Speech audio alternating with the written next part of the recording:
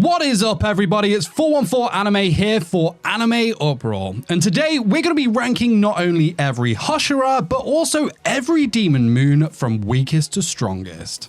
This is going to be absolutely insane, and in this video you're going to see where we place all these big guns, and you'll see who would be able to take out who, and most importantly, who is the strongest amongst them all. Now, if you do enjoy these Demon Slayer videos on the channel and you'd like to see more, make sure to smash that like button. If you haven't already, make this a video that you subscribe and hit that notification bell to turn on all notifications. You can also follow us on Twitter and Instagram at Anime Uproar. We just want to say a big thank you to Jason, a fan of the channel, for requesting this video. If you have any future video requests, make sure to let us know in the comment section below. And now, without further ado, let's jump into it, spoilers and all. Kicking off the list and ranked dead last, quite literally, is of course the former lower 6 Kyogai, who was also known as the Drum Demon. This guy was the first proper big boy demon that Tanjiro had to face, and he was certainly no joke at the time. Using the drums on his body, Kyogai can control the Drum Mansion. He can utilize the drums on his body to teleport himself into different rooms, as well as to cause the house to spin left, right, up, and down. Kyogai also had his claw strike when he struck the drum on his chest. Now, the faster he drummed, the quicker the rotations and the amount of slashes that emerged. All in all, Kyogai was a very impressive demon and worthy of the Moon title. However, he lost that title after reaching his limit, and Muzan simply discarded him. I think it's fair to say that, he isn't beating anyone else on this list. Next up, we've got the lower 6 moon demon KNY, who held the position after Kyogai was demoted. Very little is known about this guy and his powers, so it's hard to place him any higher than this on the list, but we can determine that he was stronger than Kyogai, as he was the demon to take over the rank of lower 6 after Kyogai had been demoted. Moving on to lower moon 5 Rui. Rui was a very interesting character with his spider-like traits and was definitely one who commanded fear, a demon that you definitely had to face with caution. With his blood demon art, Rui was able to make fine web-like threads from his own flesh that was like string, and he could control them as he liked. You could say that he was like a puppeteer as he stretched the threads from his fingertips. Rui's threads were extremely strong and razor sharp that could even cut Nichirin's swords and deflect blows from them as well. To top it all off, Rui can inject his blood through them, giving them a blood crimson color. Aesthetics aside, this increases their toughness and durability even further. Of course, a very mean demon to face this one, but I don't think he's going any higher on the list. Now, it would be very interesting to see how quick a fight it would have been if Tanjiro got a rematch against him now, but Rui definitely played his part in Tanjiro's journey, so credit where it's due. Then we've got Mukago, who was the lower moon 4. Very interesting looking demon. I did like her design with the 2 horns and whatnot. Now, a lot of the lower moon demons we didn't really get a lot of chance to check out, and were ultimately all wrecked by Muzan, so we can only go off of what we know when ranking them. Being lower moon 4, we can assume that she was stronger than Rui in power, so she ranks higher, though she was the most cowardly, admitting that she would run if a Hashira were to show up, so you could argue that she could be lower on the list, but in terms of strength, we will whack her here. Following is lower moon 3 Wakaraba. Again, was a part of the group of the lower moons that were leveled by Muzan, so we didn't get to see any of his powers. We did get to see some of his speed as he ran from Muzan, and though it was nowhere near fast enough to escape the Demon King, it was impressive and I guess you could say expected of a lower moon. Definitely ranking nowhere higher on the list and is placed based on his lower moon ranking. Much like lower moon 2 Rukakoro. Again, it's the same situation in which we never got to see any of his demon powers, but based on his rank, it would be naive to say that he wasn't strong. Of course, nothing compared to some of the beasts that we have on this list, but still, lower rank 2 is nothing to laugh about, as many would have fallen at his hands. Next up is the former lower rank 2 Hiro, and this guy is pretty cool. The lower moon is actually from the Rengoku side story, and if you haven't checked it out, I strongly recommend it. It's a very, very good read. Now, Hiro utilized rifles, machine guns, and even timed bombs when in combat. His demon powers are all about creating and manipulating the shadows. So within the shadows, he can store his weapons and then pull them out as and when needed. Hiro could also use these shadow wolves that were able to absorb any weapons that were used against them. His blood demon art was tied into the wolf theme as he himself transformed into this huge, giant shadow wolf-like creature that wielded a sword. The shadows are definitely a very nasty concept to come up against in a fight, and Hiro himself was pretty ruthless, but still, he did end up losing to Rengoku. Pre him becoming a Hashira, of course, but we know that Rengoku's built different, so a lower moon shouldn't be a problem for him, as was the case in their fight. Final lower moon on the list is none other than Lower Moon 1 Enmu. And yes, not a single Hashira yet. I honestly don't think any of the Hashira would have a problem with a lower moon. Strong as they are, I just don't see any of these demons taking down a Hashira personally. So Enmu was definitely a very interesting demon and one who was very deserving of the Lower Moon 1 rank. Not quite an upper moon, but definitely stood out amongst those below him. Both his strength and mindset were deserving of the status. So his blood demon art let him infiltrate a person's dream and destroy their minds by taking out their spiritual core. To do this, he would need the person to obviously be asleep, and luckily for Enmu, he also had the power to make this happen. Enmu's flesh manipulation was also very impressive as he was able to fuse his body with huge objects such as the train, as which we saw in that arc. He can also sever his head and hands from his body that can still move and communicate. He's even used his talking hands to put people to sleep in this way. Very, very impressive set of powers and a super tricky demon to come up against, but like I said, there's just no way a lower moon is taking out a Hashira. Speaking of Hashira, the first Hashira on the list is the former Thunder Hashira Jigaro. Of course, Thunder Sensei to Zenitsu and Kaigaku. In his day, Jigaro was a beast, man. Like, he was known to be an extremely skilled and powerful swordsman. As we know, he was skilled in thunder breathing. During his time as a Hashira, he fought against several strong demons. However, his time as a Hashira was cut short as he chose to give up his role as a pillar after losing a leg in combat. Now, there's no denying that Jigaro was an extremely strong dude back in his day, but I feel that a lot of the former Hashira are behind the current generation. The current gen of Hashira are just on a different level, and with all their current forms and abilities, I think that a lot of the former Hashira just wouldn't be able to keep up with them. Jigaro, however, is definitely not a weak man, but I can't see him taking down one of the current upper moons. Another former Hashira up next in the legendary water-breathing sensei, Orokadaki. Orokadaki is another former Hashira that we can certainly not throw away and call him weak. He's far from that, and was once one of the Demon Slayer Corps' strongest members, being the former Water Hashira. However, again, I think he doesn't stand up against the current generation of Hashira. In his day, he was a very powerful and skilled swordsman. He managed to capture and imprison the hand demon we saw back at Final Selection, though nothing too much to brag about now. However, at the time, that was still incredibly impressive. Our boy has taught at least 14 people the art of water breathing, making him a very knowledgeable and skilled teacher. One of which being, of course, Kiyu Tomioka, the current Water Hashira. This should demonstrate how extensive and magnificent Orokadaki's legacy is. He was able to make Tanjiro an effective user of water breathing despite it not being his natural technique. As impressive a teacher as he is, I still believe he would fall at the hands of an upper moon demon. Okay, first best girl on the list, as well as the first of the new generation of Hashira in the insect pillar, Shinobu.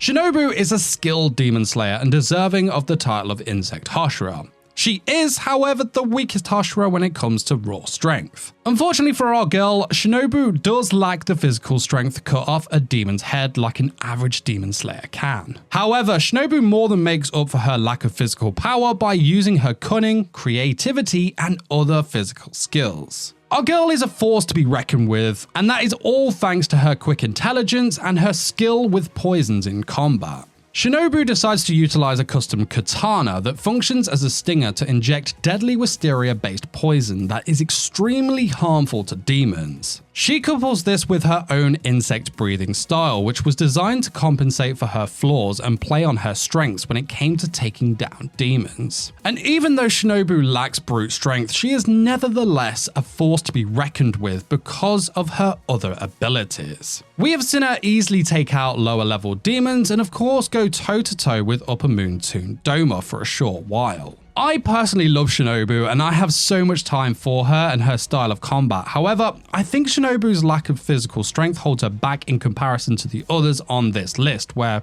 of course we're looking at them in terms of their powers. Moving on to Upper Moon 4 Nakame. Nakame was an interesting one to look at as her powers aren't very deadly themselves, but just as Shinobu, I think it's a case of how she uses these powers to compensate. That's where she really shines. Despite having little combat experience, Nakame is an extremely deadly demon. Her blood demon art is an extra-dimensional area that is basically a massive fortress. Nakame has complete control over it and she can change the environment by merely strumming her biwa. Now, within the fortress, there are numerous rooms with an almost infinite variety throughout the stronghold, and she can instantaneously transfer herself anywhere and reconfigure the Infinity Castle entirely by strumming the biwa. Not only that, she can also teleport others to wherever she wants, making it near impossible to attack her. On top of that, she can also create detached eyeballs from her own body and use them to spy on others from long range. Definitely a very tricky customer to come up against, but in a battle of strength, this is where she will fall easily in my opinion. For Nakame, it's all about using the fortress to elude enemies, to send demon slayers to somewhere or, someone else to be defeated, or to provide support to the other demons fighting inside the Infinity Castle. I feel if she was caught, then she would fall to the others on this list. Another former Hashira and the late sister of Shinobu's. Next up, we have the flower Hashira Kane. As a former Hashira, she is one that we don't have a lot of information on when it comes to her powers. We know that she wielded a normal katana in contrast to her sister Shinobu's modified one, which gives us an indication that she did possess the physical strength to chop off a demon's head. Now, it's important to remember that in becoming a Hashira, one must have killed one of the 12 Kizuki, or killed at least 50 demons, so it's safe to say that Kane was easily a powerful demon slayer herself who was skilled and possessed natural talent. We also know that Kane was always held in high regards by her peers, and that's saying something, as I feel other Hashira can and will be brutally honest when it comes to assessing another's strength and capabilities when it of course comes to facing demons. And it's a real shame we never got to find out more about Kane. We know that with her flower breathing, she was able to battle against Upper Moon 2 Doma until sunrise. And though she was ultimately defeated and killed by Doma, facing off against him for so long is a true testament to her strength and skills, but because we don't know any more about her in terms of her power, I feel that we can't place her any higher up than this. Next up is Upper Moon 6 Kaigaku. Kaigaku and Zenitsu were both students of the former Thunder Hashira Jigaro Koishima. They were both selected to be Jigaro's heirs, which infuriated Kaigaku since he desired to get all of the credit. Now, Kaigaku could use all of the thunder breathing techniques except for the first form. Now, since he was never made a Hashira, Kaigaku sought out becoming a demon in order to increase his own power. And despite his inexperience when it came to his own blood demon art, Muzan still saw how powerful a demon Kaigaku already was and gifted him with the vacant position of Upper Moon 6, which was of course left by Gyutaro and Doki. Kaigaku himself is a very lethal demon with his swordsmanship abilities and his proficiency as a demon slayer. This combination is extremely deadly as Kaigaku's power was a mixture of both a demon slayer and a demon at this point. His blood demon art also skyrocketed his thunder breathing techniques he had prior to becoming a demon into electrokinesis. Not only were they way more powerful, but the lightning was also a really sick black color that was generated from his own flesh and blood. Now, to add to his power, Kaigaku had also mastered total concentration breathing, which is way more immune to the effects of Muzan's blood. So, in order for him to be transformed into a demon, it required a lot more of the Demon King's blood, which obviously equals more power. The more Muzan's blood you obtain, the stronger the demon you become. And on top of that, Zenitsu had said that Kaigaku consumed a large number of people in the short time that he had become a demon, only making him much, much stronger. Kaigaku's downfall, however, was his lack of experience with his new demon powers. He had only been a demon for a short period of time, thus he hadn't been able to reach anywhere near his full potential. Yushiro commented that due to Kaigaku's short time as an upper rank demon, the majority of his powers and abilities were yet to have been mastered, and that if he had faced off against Zenitsu just a year later, he would have killed him instantly. Now, it's due to that inexperience that Kaigaku feels short here for me, but I imagine he would have been an Upper Moon 4 at least given time. I don't think he becomes stronger than Akaza, but I definitely think he becomes stronger than the Upper Moons above him at this time, and definitely more than a handful for any of the Hashira.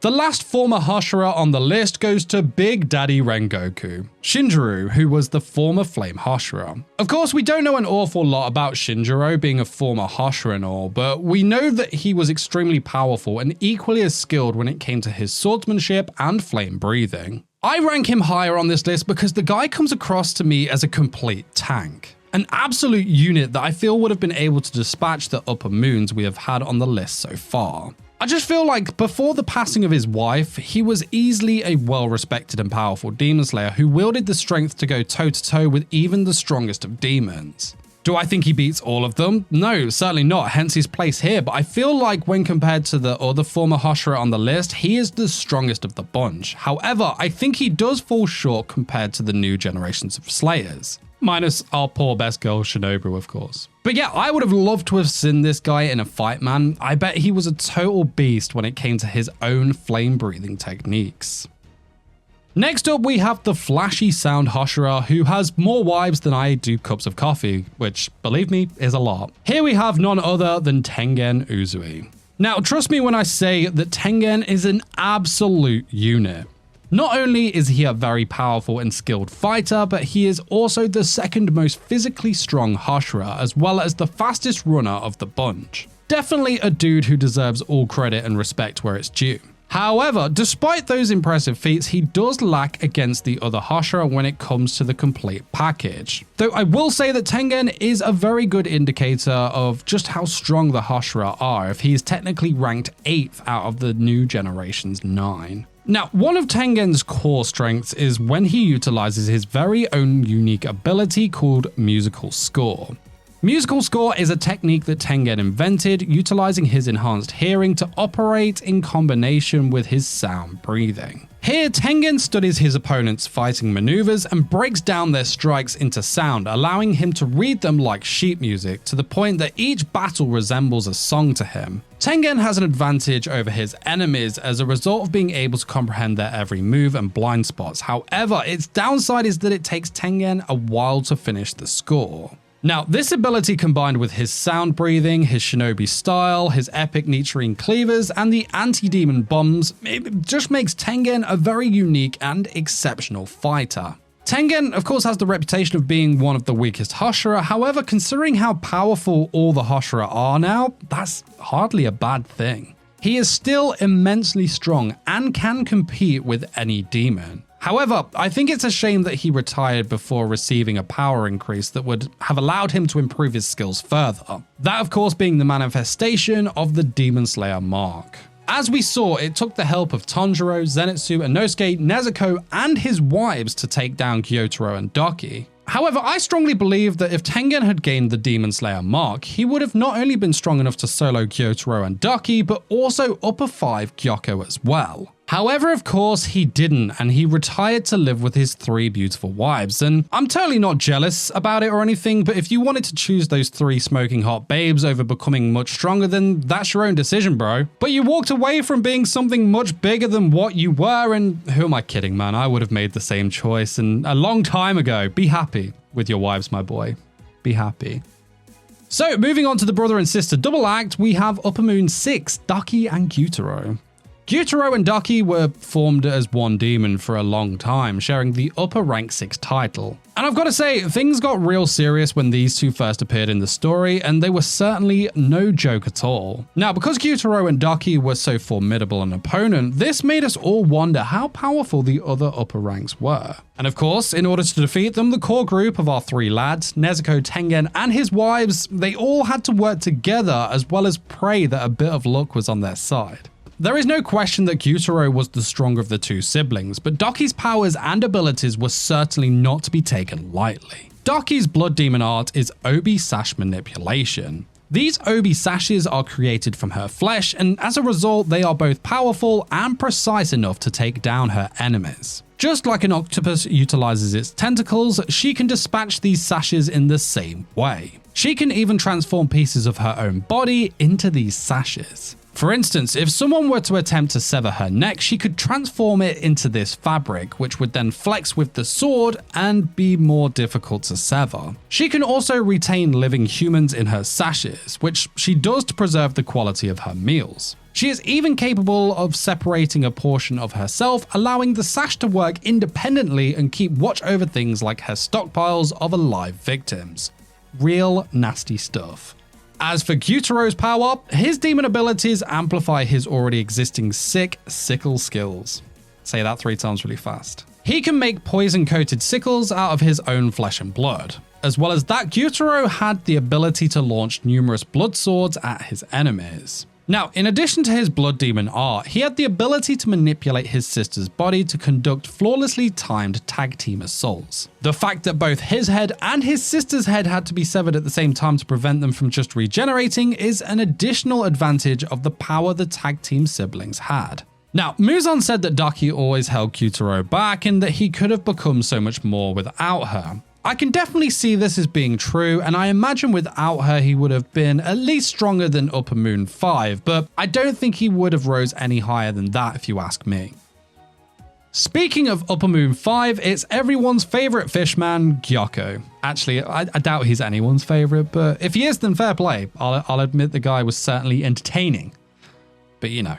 Gotta give it to Gyoko though, man. I don't think his fight with Muichiro gave him much credit, especially after Muichiro, attained the Demon Slayer mark, but that does go to show just how much of a difference manifesting the mark makes. But if you compare Doki and Gyutaro's Hashira death count of 7 to Gyoko's 15, then that gives you a good indication of how much power this demon had. Gyoko, of course, was this strange being with an eyeball for a mouth and mouth for eyes. His look was one of the most unique in the series, to be fair. And he possessed some fairly impressive skills, and his attacks also had a pretty unique twist to them. He appeared to be preoccupied with creativity, frequently incorporating those skills into battle, which we see in his porcelain vase blood demon art. Gyoko can teleport between his numerous pots until the pots are destroyed. He can also release fish-like demons that feed on enemy flesh. Even if the opponent manages to cut them, they will discharge a deadly liquid that is absorbed through their skin. Gyoko can also call octopus tentacles from his jar and also imprison opponents in suspended water.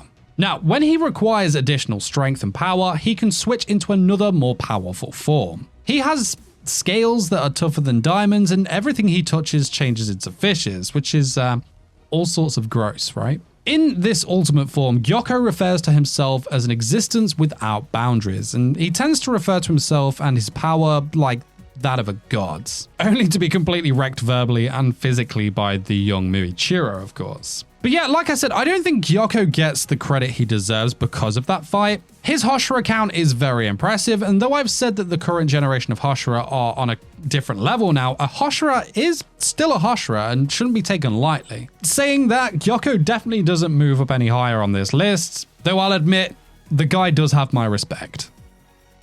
Next up is the bestest of best girls, and actually my favorite character in Demon Slayer, the love Hashira Mitsuri. And no, not for the reasons I can hear you judging me for right now. Her character all round is awesome, and I love her. Like, her powers are sick, her personality is contagious AF, and her part in the overall story is really, really cool. And well, yeah, she's best girl as well. She is attractive, but yeah, just let me like her, okay? Truth be told, I actually tried to sneak her near the top of this list due to my obvious bias for her, but Gozen and Animac, they completely caught me out. Yeah, total wow moment, but make sure to definitely drop a like on this video for my effort on that front at least.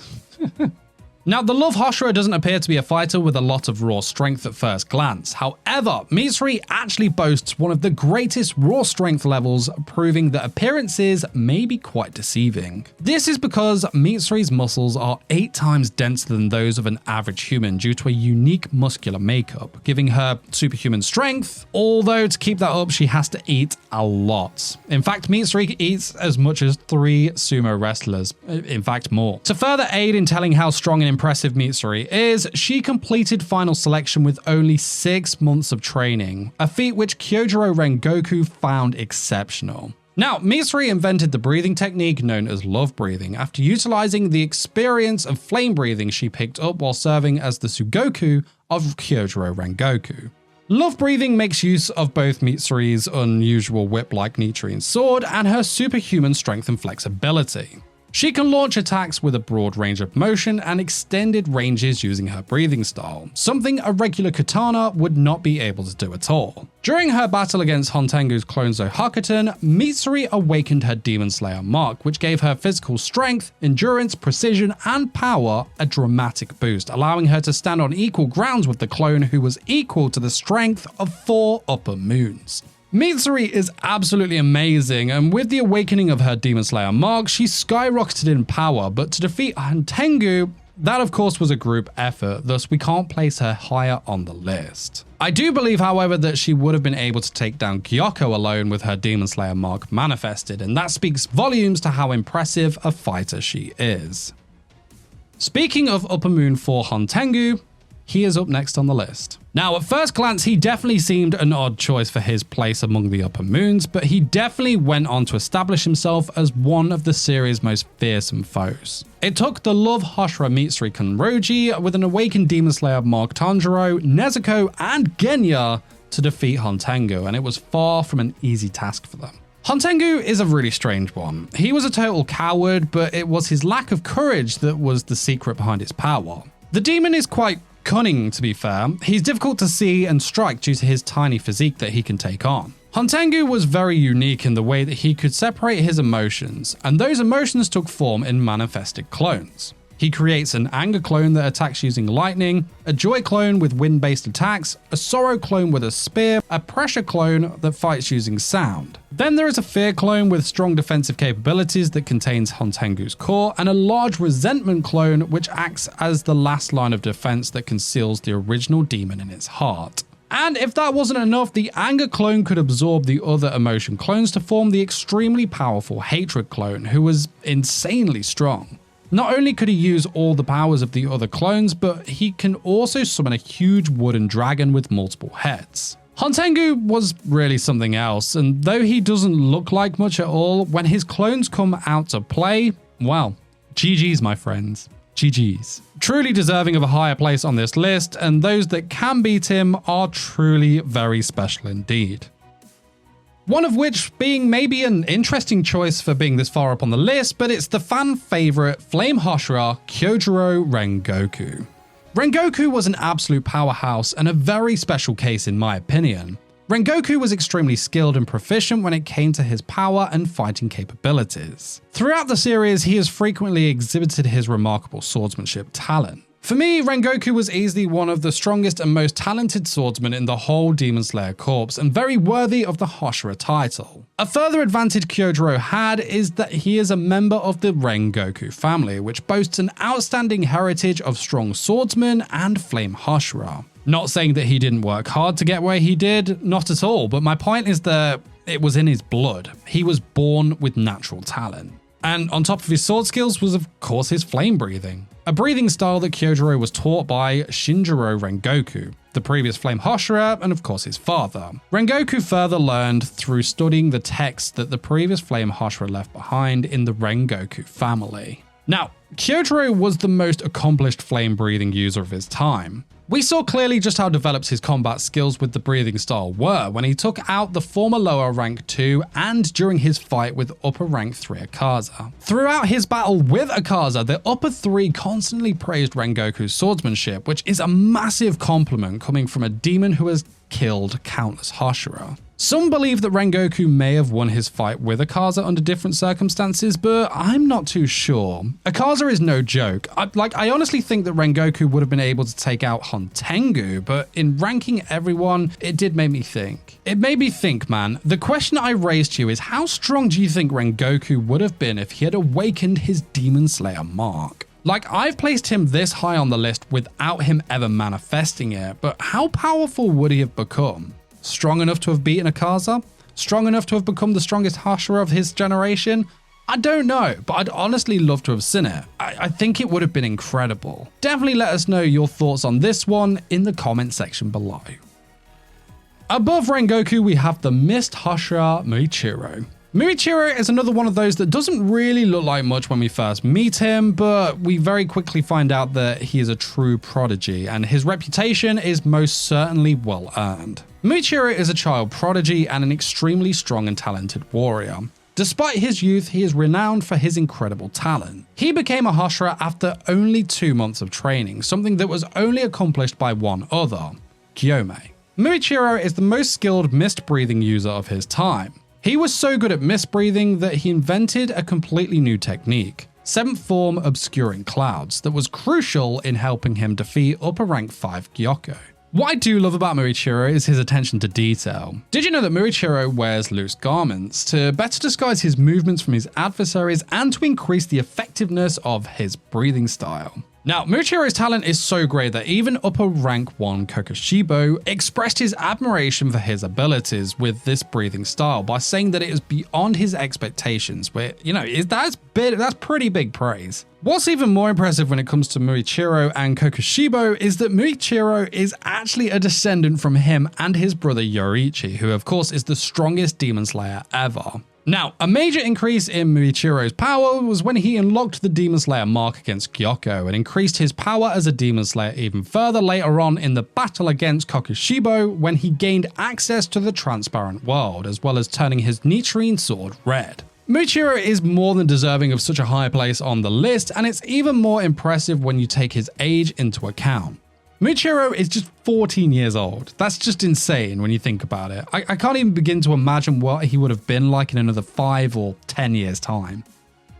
Moving on to the king of personality, the ever happy, ever smiling water Hashira, Kiyu Tomioka. Kiyu is an exceptional talent and a real asset to the Demon Slayer's cause, even if he doesn't think so himself. Kiyu has proven time and time again just how powerful a fighter he is. Be it easily dispatching demons that have equal strength to a lower moon, or holding his own against upper moon 3 Akaza, which, may I add, he was also given the same offer that Akaza gave Rengoku, in that Akaza was so impressed by his skills that he offered to turn him into a demon rather than killing him. Obviously an offer that he isn't going to take him up on, but that's a huge compliment either way. Now, for me, one of Kiyu's greatest strengths is in his teamwork capabilities. Kiyu is able to quickly work out his teammates' movements and intentions and then instantly adapt himself to support them. As we have seen many a time in Demon Slayer, some of those demons are stupidly strong, and the only way to take them down is by working together and combining each other's strengths to gain the edge. Yes, this list is about strength and power individually, but it's Kiyu's talent to adapt to a situation that I feel adds more to his overall ability. Now, talking of Kiyu's abilities as an individual, let's look at his water breathing. Kiyu is the most accomplished water breathing user of his time, a breathing style that the water Hashira who came before him, Orokadaki, taught him. Kiyu has achieved perfect mastery of water breathing to the extent that he invented a brand new breathing form, 11th form, Dead Calm. Now, on top of his impressive skill as the water Hashira, Kiyu also awakened his Demon Slayer mark, as well as managing to turn his nitrine sword red. And though our boy gained the praise of Upper Moon 3 Akaza, I don't think he is beating him in a one-on-one fight. Obviously, he and Tanjiro managed to just do the job, but that was together. But make no mistake, Kiyu is one of the strongest Demon Slayers we have ever seen. The third strongest Hashira goes to none other than the Wind Hashira Tsunami. This guy is an absolute beast. He has often demonstrated his amazing skills and battle prowess. Tsunami was able to keep up with and impress upper rank 1 Kokoshibo, a demon with centuries of battle experience, and this was all due to his swordsmanship abilities and skills as a demon slayer. Now, an interesting thing about Tsunami is his blood. Tsunami's blood is one of the rarest blood kinds, making demons want and find it extremely alluring. Due to its incredible potency, even the slightest sniff of it instantly causes demons to salivate and lose concentration. Tsunami's blood was even able to affect the strongest of the upper ranks in Kokoshibo. Now, Tsunami is regarded as the generation's most accomplished wind-breathing user. Kokoshibo was reminded of the first Wind Hashira from the Sengoku era, the golden age of demon slayers, by his degree of water-breathing proficiency. Now, further enhancing his already incredible power, Tsunami also awakened his demon slayer mark and managed to turn his Nichirin sword red. And it goes without saying that Tsunami was absolutely incredible and a very strong demon slayer. The guy earned plenty of praise from Upper Moon 1 Kokoshibo, however, he also said in the battle against him that Tsunami's physical prowess and skill level have peaked, meaning that he was at his best. Now, you can't complain with this level of power, but it doesn't earn you the top spot on this list, which means I don't think he could have soloed any of the upper 3 moons, though he would certainly have given them a run for their money. The second strongest Hashira is the Snake Hashira, Igoro Abanai. Now, forget the norm when talking about this guy for a second. I just want to throw some stuff out there to showcase to you all just how impressive this dude really is. So we find out that Igoro was pretty much blind in one eye. So this means that he not only gained the rank of Hashira, but also became one of the strongest Hashira the corpse has ever seen, and all pretty much with just one eye. Not only that, but this guy is definitely not the strongest when it comes to the physical side of things. In an arm wrestling competition between the Hashira, Igoro is literally second last, just above Shinobu. So yeah, with one eye and a small and weak physique, Igoro rose to the very top. And I don't know if you need any motivation for anything today, but man, is that a success story if ever I heard one. Or maybe the other Hashira need to step up their game. So Igoro created and perfected the breathing technique known as serpent breathing. This breathing style employs twists and turns to strike in unusual ways, much like a serpent's slither. Serpent breathing was further improved by including his pet snake, Kabaramaru, into it, which is amazing. I've always been dead impressed with that. It kind of reminds me of Kiba, Inuzuka, and Akamaru from Naruto. Now, just like the previous few Hashira on the list, Igoro also awakened his Demon Slayer mark and managed to turn his Nichirin sword red, which gave his powers and abilities a major boost. Igoro for me is just so very impressive, and I really do love what he has managed to achieve throughout the series. Yes, he's not taking out any of the top 3 upper moons on his own, but he's certainly going to give them a tough time. Next up is the strongest Hashira the Demon Slayer Corps has ever seen in none other than the Stone Hashira, Gyomei Himejima. Now, if you think Igoro was impressive for rising through the ranks with pretty much one eye, then prepare to have your socks completely shredded, my friends, as Gyomei was blind. This guy is an absolute unit if ever I did see one. Like, he stands at over 7 foot and is just built like an absolute fortress. I mean, his one hand alone could completely crush my head. Now, my head is quite small, mind you, but even if it was twice as big, he'd still crush it like it was nothing. Now, like we mentioned earlier, our boy Gyomei earned his Hashira title after only 2 months, which is absolutely insane. To lend even more support to how amazingly strong Gyomei was, Kokoshibo Upper Moon 1 stated himself that Gyomei's insane physical prowess had been developed to its maximum peak and was at the pinnacle of his power. Kokoshibo further claimed that he had not come across a warrior of Gyomei's caliber in the past 300 years. Now, to further demonstrate his awesomeness, Gyomei managed to briefly engage the toughest upper rank in battle, and this was all without the aid of his Demon Slayer mark. Of course, he awoken it a bit later, but there was a period where he didn't have that. And of course, Demon Slayer mark being mentioned, Gyomei had it all. You know, he awakened his Demon Slayer mark, turned his Nichirin blade red, and despite being blind, also gained access to the transparent world. Gyomei utilizes a spiked flail and axe, similar to a kusurigama, a weapon made of a scythe and a heavy iron weight linked by a metal chain. This is in contrast, of course, to the other Demon Slayers who fight with swords or katanas. Gyomei uses stone breathing, and in his own adaptation of this breathing style, he uses his spiked flail and axe in combination with his superhuman hearing and physical power. It goes without saying, but Gyomei is the most gifted stone breathing user of his generation. In his fight with Kokoshibo, he demonstrated his mastery of stone breathing by using it to unleash assaults that could counter the demon's moon breathing. Gyomei is just on a whole different level when it comes to the Hashira, and I've got to admit, it was a struggle in placing him just below Akaza, or, just above him. Ultimately, we went with just below. I think that if these two would have had to have fought each other, it would have easily been one of the best in the entire series, but I think Akaza is just edging Gyomei here, as Akaza has the power to regenerate his head if decapitated. Well, it's the whole regeneration thing, really. Akaza could keep regeneration his wounds as much as he wanted, though Gyomei would have had to have beast-moded through his own injuries, which, ultimately he can't keep taking damage like Akaza can. However, again, this is a fight that I would just love to have seen. That being said, we of course move on to Upper Moon 3 Akaza, taking the third spot on this list. Akaza is a completely different being and a huge jump up in the power scale from Hontengu and Nakame, who of course occupied the Upper Moon 4 ranking. Now, I don't think we're ever going to forgive this guy for what he did to our boy Rengoku, but this demon's backstory is one of the most heartbreaking things ever, and he has certainly earned a lot of respect from many fans. However, we're not here to talk about his backstory, but his powers and why he ranks so high up on this list. Akaza's already excellent strength and combat abilities from his time as an exceptional martial artist as a human are significantly improved when he became a demon. In addition to his ability to regenerate that we talked about earlier, his blood demon art allows him to launch assaults that resemble shockwaves. He can also use his blood demon art to identify his opponent's bloodlust or ferocity. In his last technique, which he calls Blue-Silver Chaotic Afterglow, he rapidly sends out a great number of shockwaves.